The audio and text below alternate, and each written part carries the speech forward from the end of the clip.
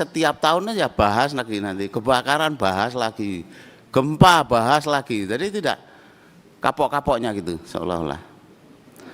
Ya, jadi Pak Menteri sebagai menteri baru mestinya bisa ini untuk bisa melihat ini sebenarnya masalah utamanya yang kita ini anget-anget tai ayam gitulah gampangnya itu ya. Kalau ini ya, kalau menangani sesuatu ini saya kira tidak bisa Pak Menteri. Jadi Pak Menteri harus meyakinkan itu, saya kira dari kita cukup itu, karena Pak Menteri kan juga baru setahun ya jadi menteri. Tapi cukup puas kalau kita misalnya dijelaskan ini loh masalahnya sebenarnya di masalah-masalah bencana ini gitu. Gitu aja Bu Ketua dari saya, terima kasih. Baik Pak Yohan. Terima kasih Ibu Ketua, Pak Menteri, Pak Wamen, dan para dirjen yang saya hormati. Sekali lagi Ibu Ketua izin saya ingin mengingatkan apa yang pernah disampaikan oleh Pak Menteri ketika pertama kali berkunjung ke Komisi 4. Waktu itu Pak Menteri memulai sambutannya dengan mengutip sebuah ayat. Ayat itu saya masih ingat, zaharal fasada fil barri fil bahri bima kasabat aidinas.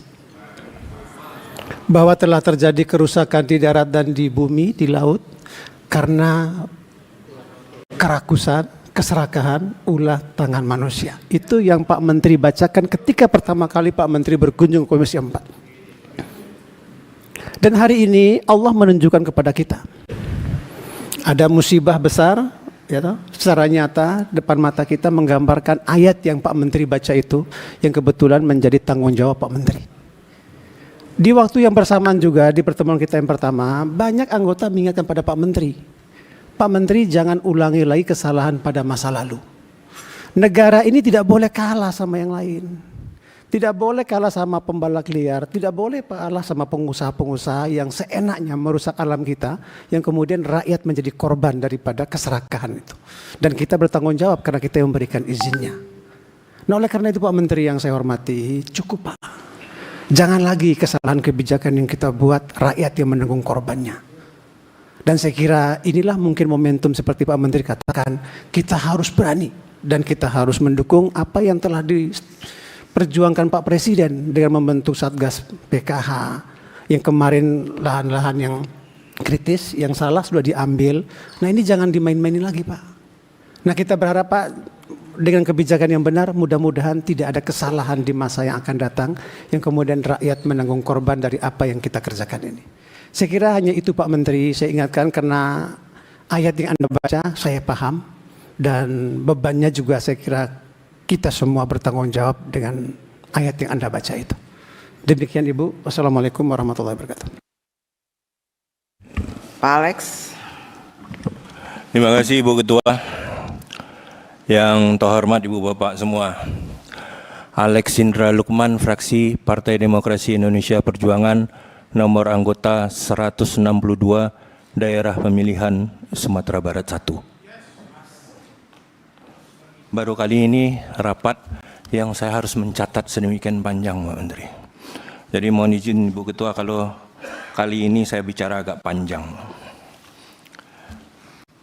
Data yang Bapak sampaikan, deforestasi hutan yang turun.